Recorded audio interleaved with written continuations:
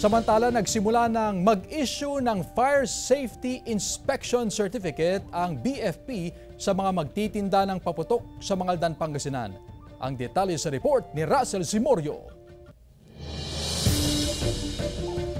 Nagsimula ng mag-issue ng Fire Safety Inspection Certificate ang Bureau of Fire Protection sa mga magtitinda ng paputok sa Mangaldan, Pangasinan. 11 negosyante ang naisyuhan ng permit at kaukulang mga dokumento. Sila na rin ang taon-taong mga nagtitinda ng paputok sa bayan. Bago sila magtinda ng paputok, mahalagang kompleto sila sa permit at certificate. Mayroon po silang deadline dun sa krami na mag-issue sila po ng temporary permit. Meron na rin designated firecracker zone sa bayan. Pinakamalapit lang po sa ating fire station itong Serapica Street po. Sa ngayon, wala pang schedule kung kailan pwedeng magsimula sa pagbebenta ng paputok ang mga negosyante. Pero karaniwan, pagkatapos ng selebrasyon ng Pasko, ilang araw bago ang pagsalubong sa bagong taon. Samantala, tumaas ng 10 piso hanggang 15 piso ang itinaas sa paputok ngayong taon. Nakasanayan namin nagtitinda ng paputok, nilalabanan namin kahit mataas, itatas din namin ang presyo, madam. Babantayan naman ng BFP ang mga ibibenta ng mga negosyante. Makikipag-ugnayan sila sa PNP para matiyak na walang ibibentang ipinagbabawal na paputok ang mga negosyante. Kasama si Henry Duminsil, Jasmine Gabriel Galban,